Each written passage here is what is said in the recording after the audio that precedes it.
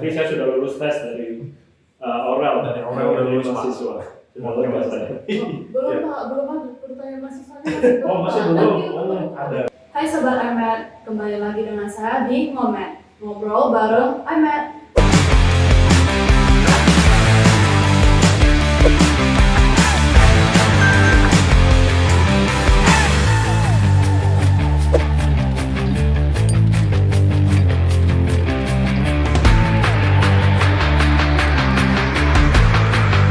Jadi hari ini saya jadi host itu tidak sendirian guys. Hari ini saya ditemani oleh dosen kita dari iMed, Pak Hakim.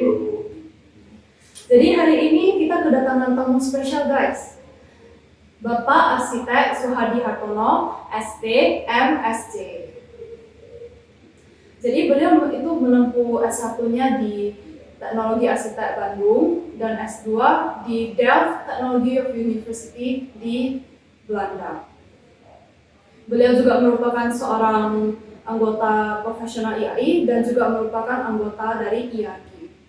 Beliau juga merupakan seorang presiden dari e-commerce Indonesia. Jadi mengenai e-commerce ini Pak, di sana itu kerjaannya apa aja sih Pak? Terus lapangan pekerjaan untuk kita mahasiswa, terutama di Medan itu apa aja Pak? Nah, kalau e-commerce itu dengan singkatannya itu International Council on Monuments and Sites.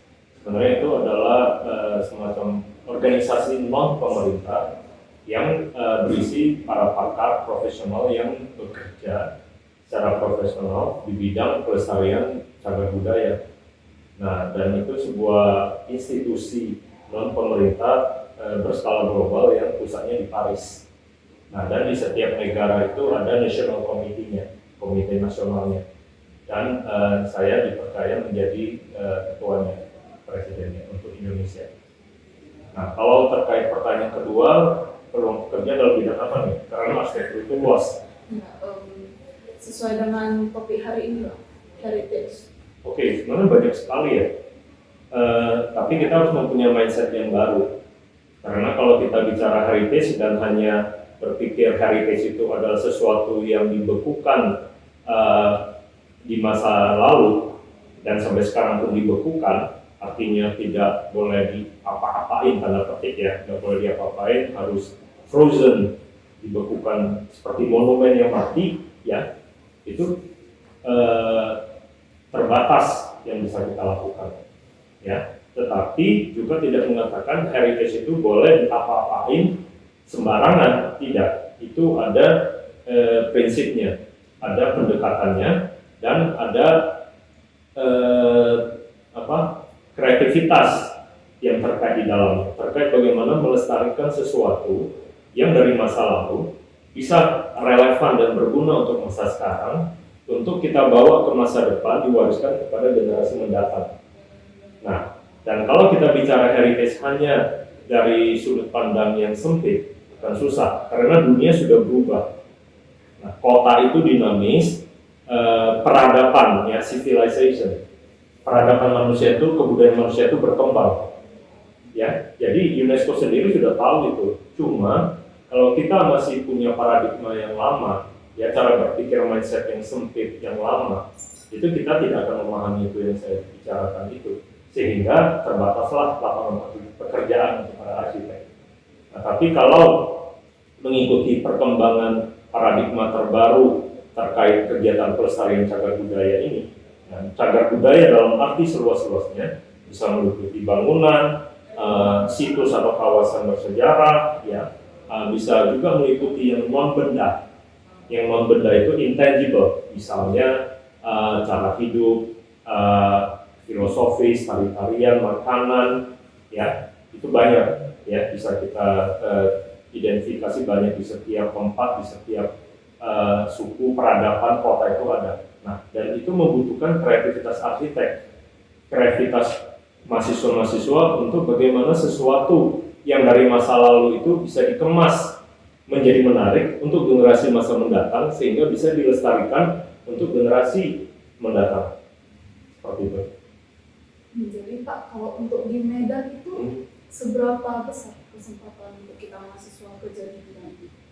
Kalau mahasiswa mungkin belum bisa bekerja, tapi Ya, kalau setelah lulus, setelah lulus ya. Dan tiap kedepannya akan makin banyak ya. Karena apa? Apa yang kita lihat sekarang terjadi itu adalah sebuah boleh dibilang sebuah terobosan, ya. Sesuatu saya dan teman-teman, khususnya teman-teman saya dari Beranda Watson Sumatera atau BWS, di mana saya aktif, ya, sejak dulu, ya, memimpikan, ya, dan semua segenap teman-teman komunitas-komunitas lain yang punya pandangan sama dengan kami di Beranda Watson Sumatera itu dari dulu memimpikan itu ada perubahan yang positif terhadap warisan masa lalu kita di Kota Medan. Kita tahu Kota Medan itu kan kota yang bersejarah, ya. Nah, jadi banyak warisan dari masa lampau yang jejak-jejak perkembangan kota kita itu, jejak-jejak sejarah kota kita, sejarah kita sebagai warga kota, itu kan terekam dalam bangunan, dalam beberapa kawasan tua. Nah, dan sekarang itu kita lihat dengan kepemimpinan Wali Kota Pak Bobi Nasution sejak beberapa tahun lalu, itu sudah dilakukan revitalisasi, sudah dilakukan upaya-upaya pelestarian, dan sudah ada dasar hukumnya melalui SK Wali Kota yang melindungi cagar budaya, bangunan cagar budaya, kawasan cagar budaya itu.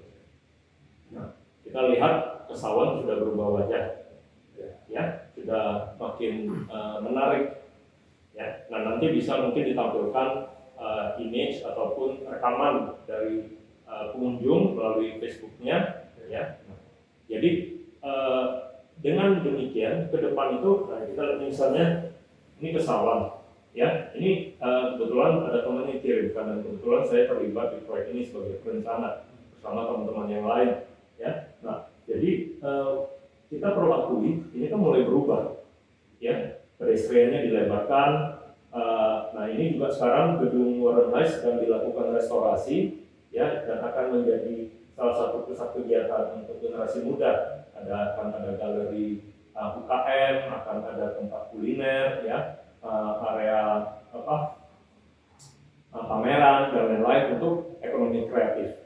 Jadi ini hanya beberapa contoh dan lapang merdeka, ya, dan ini hanya beberapa contoh yang menunjukkan kedepannya dengan apa yang sedang terjadi saat ini, ya, itu akan menginspirasi, membuka wawasan para warga kota bahwasanya masa lalu kita itu bisa dilestarikan, ya, begitu, dan bisa bermanfaat untuk pembangunan kota kita. Nanti saya akan jelaskan kenapa itu bisa. Begitu ya Pak Hakim? Ya, Pak. Betul sekali. Nah, misalnya nih kita lihat di sini. Nah, ini kenapa saya tahu ini kebetulan kita ngobrol-ngobrol, ya. Iya. Saya tahu banyak yang komplain, wah ini jalan Kesawan kok tidak bisa jadi 4 mobil lagi, cuma tinggal 2 lajur, Iya. jadi macet. Iya. Pedestriannya ngapain terlalu lebar? Ya, emangnya orang Medan suka jalan. Ya. Nah, ini proyek Kesawan ini sebenarnya bagaimana, mungkin nanti saya dibilang narsis, ya, karena saya terlibat di proyek ini dan menggembar-gemborkannya. Tapi yang akan saya sampaikan, silakan dikritisi, ya, namanya mahasiswa kan harus kritis, ya. Silakan dikritisi, silakan kita perdebatkan nanti. Sebenarnya ini ada konsep di balik itu. Nah, ini menjadi contoh apa yang akan saya sampaikan, bahwasanya pelestarian itu adalah sebuah kegiatan yang dinamis, yang kreatif. Karena pelestarian itu atau katakanlah konservasi, revitalisasi cagar budaya itu dalam paradigma yang baru itu harus dikaitkan dengan pembangunan berkelanjutan. Itu bukan saya ngomong, itu dari UNESCO, ya. Itu menggariskan bahwasanya kegiatan pelestarian cagar budaya atau konservasi itu, ya, baik yang tangible maupun intangible, itu bukan lagi for the sake of the past, bukan hanya untuk demi masa lalu, enggak, sebenarnya demi masa sekarang dan demi masa depan, begitu ya Pak? Nah, karena konservasi itu hanya akan relevan, hanya akan berguna kalau bisa memenuhi yang namanya katakanlah kelayakan ekonominya, dan dia akan bisa bermanfaat untuk menggerakkan roda perekonomian untuk satu kawasan seperti Kesawan ini, ya. Dan dan dia bisa menjaga kontinuitas dari aspek sosial budaya masyarakat, sehingga memori bersama atau kolektif memori kita tentang kawasan kita, tentang asal usul kota kita, sejarah kota kita itu bisa dijaga, bisa diteruskan ke masa depan. Dan yang ketiga, pelestarian itu dikaitkan dengan isu sekarang yang namanya climate change, perubahan lingkungan. Kenapa? Harus diingat, ya, kan mahasiswa arsitektur sudah belajar ya, bangunan-bangunan itu kalau gedung itu dibangun itu sebenarnya ada jejak karbonnya. Ya. Ada sekian ton ya Pak Hakim, ahlinya mungkin. Sekian ton dari segi pembuatan semennya lah, bahan-bahan bangunan itu ada namanya carbon footprint-nya. Nah, jadi kalau kita melestarikan, ya, kita merestorasi atau kita mempertahankan keberadaan bangunan tua, bangunan cagar budaya, dan kita lakukan rehabilitasi, restorasi, kita selamatkan dia. Ya, artinya untuk menampung fungsi yang masa kini kita adaptasikan, sehingga kita tidak perlu lagi harus membangun bangunan yang lain. Dengan kata lain, secara tidak langsung kita sudah melestarikan, menjaga carbon footprint-nya yang dari masa lalu itu, daripada kita menghancurkannya, ya, membangun yang baru. Itu kan ada carbon footprint yang baru. Nah, itu yang kita cegah. Jadi kegiatan pelestarian itu sebenarnya itu mendorong bagaimana kita mencegah yang namanya pemanasan global, perubahan iklim, dan lain-lain. Nah, jadi ada minimal ada tiga ini. Mungkin harus ada waktu untuk mencerna ya. Betul ya. Nah, ngomong soal, jadi kembali tadi ke pertanyaan Aurel, peluang kerja untuk mahasiswa yang nanti kalau sudah lulus apa? Nah, jadi banyak sekali, pintu sudah dibuka. Artinya apa? Apa yang kami kerjakan di Kesawan dan apa yang saya kerjakan untuk desain revitalisasi lapangan Merdeka, dan teman-teman saya mengerjakan rehabilitasi Warren Heights akan diberikan fungsi baru, itu menuntut kreativitas dari katakanlah calon-calon arsitek ataupun dari arsitek itu, dan pemikiran yang inovatif. Tetapi, nah ini yang menjadi tantangannya, bagaimana punya sensitivitas. Harus ada keseimbangan itu dan integritas. Karena apa? Kita akan bicara bagaimana melakukan itu tanpa melanggar aturan. Kok bisa ya, bangunannya sudah 100 tahun tapi fungsinya ada kafe di dalam, kafenya keren lagi, ada restoran, atau ada apartemen di situnya. Kan seperti itu teman-teman mahasiswa waktu mengerjakan tugas-tugas pasti kan sedikit banyak ketemu dengan contoh-contoh seperti itu. Nah, itu menunjukkan bagaimana arsitek itu, ya, atau calon arsitek, teman-teman mahasiswa itu perlu mengasah pertama kepedulian, kedua menambah pengetahuan, dan punya sensitivitas bagaimana melakukan sesuatu yang banyak aturannya ini tetap kita ikuti, tetapi bisa menyelamatkan bangunan itu dan bisa membuatnya relevan atau bermanfaat untuk kegiatan masa sekarang tanpa merusaknya. Nah, itu kan butuh kreativitas. Itu aja pertanyaan dari saya sekarang. Ya. Silakan dilanjut sama Pak Hakim. Tapi saya sudah lulus tes dari Aurel dari mahasiswa. Belum saya. Belum Pak, belum ada pertanyaan mahasiswanya. Masih belum. Ada satu lagi, berapa lagi? Perwakilan dari teman Nanti mahasiswa. lihat. Oke. Peraturan ataupun kebijakan yang sudah dibangun baik itu di pemerintah pusat ataupun di daerah, itu kira-kira di Kota Medan ini seperti apa Pak? Karena kalau misalnya kita melihat kota-kota lain, misalnya di Yogyakarta ataupun di Bali, itu kan mereka sudah memiliki guideline mengenai kawasan-kawasan tertentu yang memang ada aturan mainnya dan ada aturan desainnya. Apakah ada dasar hukum ya?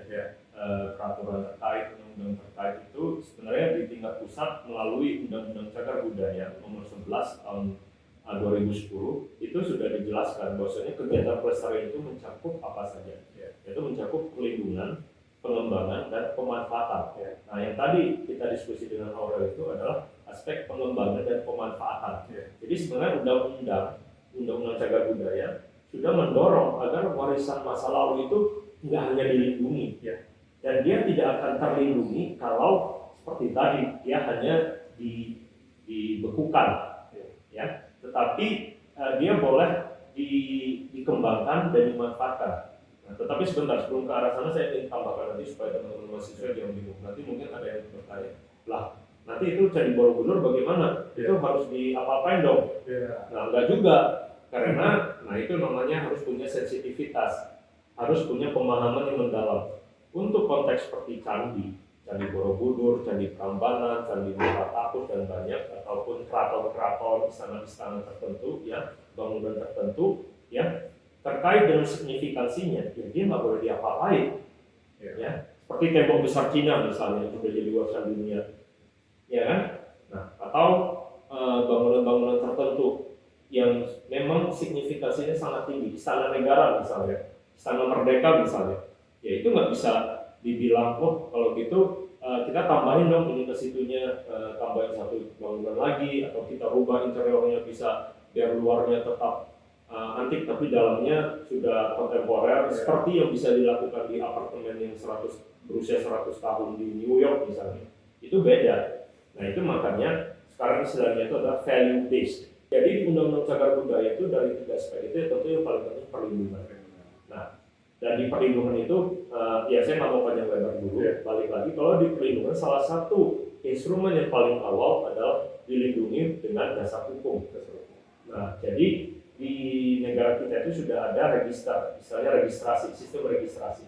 Jadi untuk bangunan cagar budaya yang seperti skala Borobudur, ya, Istana Merdeka contohnya itu sudah level nasional istilahnya. Ya, itu perlindungannya itu sudah level, dia sudah disebutkan, dicantumkan sebagai cagar budaya tingkat nasional. Nah, kalau untuk Sumatera Utara misalnya itu, oh ya, rumah Chong Afi itu sudah standar sudah level cagar budaya nasional karena nilai signifikasinya, dan Masjid Raya. Ya, nah, tapi ada yang level provinsi. Nah, level provinsi itu misalnya apa? Nah, level provinsi itu misalnya rumah pengasingan Bung Karno yang di Prapat itu. Ya, nah level kota apa? Nah, level kota itu untuk kota Medan ya, itu dilindungi melalui SK Wali Kota. SK Wali Kota nomor 433 yang dikeluarkan tahun tahun 2022. Nah, ya dikeluarkan tahun 2022 itu berisi 95 bangunan. Ya, kemudian ditambah lagi ada berikutnya lagi SK Wali Kota yang menambahkan lagi beberapa bangunan plus kawasan cagar budaya. Di negara kita ini sudah tersistematis, sama seperti di Amerika Serikat atau negara lain. Itu sudah ada level perlindungannya. Kalau di tingkat nasional ya kewenangannya nanti di tingkat menteri. Kalau provinsi kewenangannya menetapkannya itu dan melindunginya itu di kewenangan gubernur. Untuk kabupaten dan kota madya tingkat itu ada di bupati dan wali kota. Nah, Medan hebatnya sudah mempunyai peraturan daerah nomor 6 tahun 1988 yang menyatakan, yang mendaftarkan 42 nomor, yang 42 item, ada 40 bangunan dan 2 kawasan. Walaupun tidak disebutkan kawasan itu secara definitif, tapi hanya disebutkan yaitu bangunan di sepanjang jalan ke sawah atau jalan Ahmad Yani, kiri kanannya tidak boleh dirubah wajahnya. Jadi bangunannya definisinya masih sangat sederhana. Yang kedua adalah bangunan di sekitar pusat pasar Medan tidak boleh dirubah. Nah, artinya itu kan perlindungan. Ditambah lagi ada 40 item bangunan-bangunan itu. Ada Istana Maimun, kantor wali kota, Bank Indonesia, kantor pos, macam-macam. Nah, tetapi itu dilakukan sebelum lahirnya Undang-Undang Cagar Budaya nomor 6 kalau tidak salah, Undang-Undang nomor 6 tahun 92. Jadi yang saya bicarakan tadi, Undang-Undang nomor 11 tahun 2010 itu lahir menggantikan yang tahun 1992. Nah, Undang-Undang Cagar Budaya nomor 1992 itu menggantikan yang warisan Belanda, Monument Ordonansie yang tahun 1933 atau 30 itu. Nah, jadi bayangkan tahun 1988 Medan sudah mempunyai peraturan daerah yang melindungi keberadaan warisan masa lalu Kota Medan. Jauh 4 tahun sebelum lahirnya Undang-Undang Cagar Budaya di tingkat nasional. Tetapi sangat disayangkan, hebatnya ya pendahulu-pendahulu kita itu baik dari segi sektor swastanya ataupun aparat yang di pemerintahan, ya, ataupun bahkan kita sendiri, karena kelalaian kita telah menyaksikan apa yang terjadi di pesawat. Coba bisa ditampilkan yang tadi gambar yang di pesawat ya. Kalau kita lihat tadi kan kondisi saat ini. Nah, misalnya boleh berdiri juga. Nah, ini Pak, misalnya bangunan ini. Nah, ini kan juga sudah ditambahkan ya. Iya. Nah, ini sudah ditambahkan. Ini aslinya ini. Kita punya foto aslinya. Ini sudah ditambahkan. Ya. Nah, artinya kan berubah wajahnya. Betul. Nah, coba satu lagi Pak. Nah ini. Ya. Ini dulu kan semuanya 2 lantai. Kalau kita di Singapura, di Chinatown Singapura, atau di Penang, ya, di Georgetown, ya, atau di Melaka, ya, atau Melaka, ini kan sama karakter bangunannya. Dia punya arkade, ya, atau misalnya kaki 5, ya, bahasa Inggrisnya 5 foot waist, ya, dengan tiang-tiangnya. Nah, ini kan di sini kan, ini kan 2 lantai, atau maksimal 3 lantai. Nah, ini sudah ditambahin sama pemiliknya. Ya. Ya banyak, ini contohnya. Kalau ini masih asli lagi, ada yang lain Pak. Nah ini juga yang di samping tip Pak. Ya, nah ini kan dulu 2 lantai. Ya, nah ini kemudian yang saya menyaksikan sendiri waktu itu. Bagaimana yang 2 unit ruko tua itu, ya, itu dianjurkan diganti yang kalau gantinya bagus nggak masalah, gantinya jelek sekali. Ya kan? Nah, dan banyak lagi contoh-contoh seperti ini. Nah, jadi padahal sudah disebutkan bangunan di sepanjang Jalan Ahmad Yani, sisi kiri dan kanannya tidak boleh dirubah wajah depannya. Nah, tetapi ada juga yang akhirnya dengan pendekatan yang salah. Coba yang lain ada lagi gambarnya. Ada yang membangunnya mungkin tidak di foto ini, yang langsung tiba-tiba di atasnya tambah lagi 2 lantai, 3 lantai. Atapnya bagian depannya dipertahankan 2 lantai, tapi tiba-tiba di atasnya belakangnya sedikit mundur, tambah lagi 3-4 lantai. Nah itu juga salah. Nah dan itu terkait juga dengan apa ya, guidelines tadi, guidelines aturannya. Nah waktu itu sayangnya belum ada guidelines-nya, belum ada garis panduan. Dan kalau dalam bidang rancang kota, kebetulan saya mendalami rancang kota di Belanda, urban design, itu ada aturan, namanya aturan rancang kota atau urban design guidelines.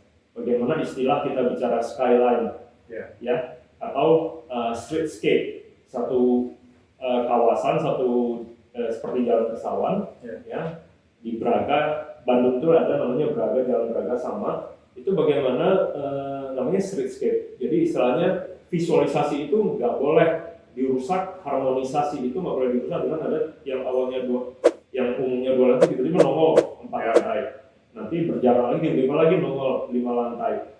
Itu skyline udah rusak. Nah, padahal karakter asli dari kawasan itu tidak demikian. Nah, jadi sebenarnya Medan sudah mengawalinya dengan baik, tetapi ya sama seperti kota-kota lain di Indonesia, penegakan hukumnya lemah. Apa tuh? Lebih banyak kalau mau tanya sebenarnya. Nah kalau misalnya itu Pak, jadi sejauh ini apakah pemerintah ini kan karena setiap berapa tahun kan diganti ya, kebijakannya juga beda-beda. Jadi memang agak sulit mengenai itu. Terus kalau menurut Bapak nih Pak, soal permasalahan hal seperti itu, tadi kita bicara soal Borobudur misalnya. Sekarang ini kan Borobudur udah terancam ya Pak. Kemarin, kemarin kan terancam. Kemudian ada permasalahan zonasi radius berapa kilometer, kenapa tidak ikut ditata gitu. Akhirnya kan turis kan banyak kebingungan ini. Terus salah satu pemimpin di provinsinya itu membuat sayembara masjid Jawa Tengah Pak. Nah, yang jaraknya cuma berapa kilometer dari Borobudur. Kemudian bekerja sama dengan Ikatan Arsitek Indonesia sebagai dewan juri dan lain sebagainya. Tapi kenapa hal yang seperti ini masih lolos Pak? Akhirnya mereka di dalam desain pemenang itu mau buat minaret tingginya 99 meter. Sementara tadi skyline-nya terganggu nih akhirnya. Nah, kenapa bisa masih terjadi seperti itu Pak? Membahas agak lebih tinggi nih tingkatnya, yaitu di konteks World Heritage, warisan dunia, ya, yang ditetapkan oleh UNESCO. Ya, nah Ya. karena Candi Borobudur itu adalah monumen ataupun situs cagar budaya kita yang sudah diakui dunia, sama seperti Candi Prambanan, situs manusia purba Sangiran, kota Sawalunto, kota Yogyakarta baru-baru ini tahun lalu ditetapkan sebagai kota warisan dunia juga skala yang ditetapkan UNESCO. Nah, lagi-lagi itu terjadi hal-hal yang seperti Pak Ahmad bilang itu karena perbedaan cara pandang, tidak diserahkan kepada ahlinya. Ya. Padahal ahlinya banyak ya Pak. Ya banyak di dosen-dosen Pak Hakim di UGM kan, Ada. nah, banyak di UGM banyak pakar-pakarnya. Nah, saya bisa mengatakan ini karena saya berteman dengan beliau-beliau dan sebagai anggota ICOMOS, dan ICOMOS itu sebenarnya adalah mitranya UNESCO untuk mengawal dan mengkampanyekan, mendorong pelestarian warisan dunia ini. Karena untuk situs seperti Borobudur itu ada namanya OUV, Outstanding Universal Value. Itu artinya nilai universal, nilai yang berkelaku global yang luar biasa, outstanding, sehingga itu layak dianggap milik dunia, milik humanity, milik warga dunia. Semua manusia dunia ini melihat Borobudur itu penting ya. Karena apa? Karena ada OUV tadi, Outstanding Universal Value. Nah, salah satunya itu adalah terkait settingnya, bahwasanya bagaimana Borobudur itu dengan radius tertentu, makanya dibuat zonasi ya Pak. Ada zonasi intinya, zonasi buffer, misalnya buffer zone atau pelindungnya, kemudian zonasi ketiganya dilindungi agar tidak ada yang namanya contohnya menara telekomunikasi atau gedung-gedung tinggi yang sehingga pada titik tertentu orang melihat ke Borobudur itu tidak diganggu. Nah, kembali lagi tadi yang kita contohkan di Kesawan. Nah, Kesawan itu juga punya value, ya, tapi tidak universal. Belum tingkat global. Tetapi sebenarnya kalau kita dari dulu telaten mengawalnya, saya pribadi sebagai orang yang dulu ini percaya loh, Medan ini dengan Kesawan, dengan Lapangan Merdeka itu pantas masuk dalam warisan dunia. Karena apa? Karena itu ada kriterianya sebenarnya. Yaitu apa? Nanti saya jelaskan. Tapi intinya itu ada nilai-nilai di skala kota. Karena ini menjadi karena Lapangan Merdeka, Kesawan itu adalah struktur kota, bagian dari perkembangan kota Medan yang paling awal. Dan itu berdasarkan prinsip tata kota atau prinsip perencanaan kota, layout kota khas Eropa. Dan itu dalam berbagai contoh yang lain di situs warisan dunia yang lainnya diakui UNESCO di negara lain, itu ada itu hampir sama. Jadi salah satu kriteria untuk menjadi satu situs warisan dunia itu adalah situs itu atau bangunan itu harus membuktikan adanya pertukaran atau exchange dari peradaban, ya, dari peradaban barat ke peradaban timur, ya, dari segi desain bangunannya, perencanaan kotanya. Nah, contohnya Sawalunto.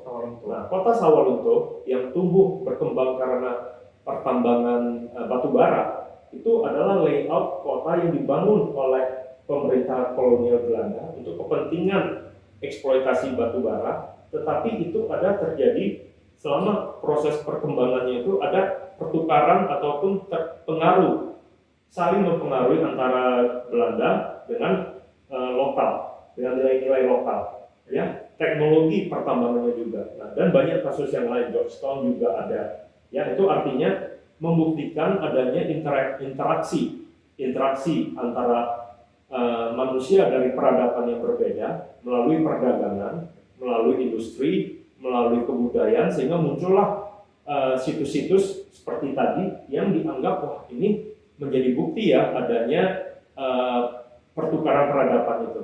Untuk menjadi situs warisan dunia harus punya nilai otentisitas, keaslian itu sudah nggak asli, dan integritas atau integrity utuh itu sudah tidak utuh. Nah, jadi yang mau saya sampaikan adalah kembali ke kasus Borobudur, karena kita tidak memahami yang tadi autentisitas dan integritasnya, sehingga ada pemangku kepentingan lain, aktor-aktor lain yang merasa benar, tapi tidak melihatnya dalam konteks Borobudur, dalam konteks warisan dunia. Gitu. Nah, sama seperti orang-orang yang menghancurkan bangunan di Jalan Kesawan itu dan menggantinya dengan bangunan tinggi 45 lantai itu tidak memahami bahwasanya itu salah dan tidak memahami sebenarnya melanggar aturan.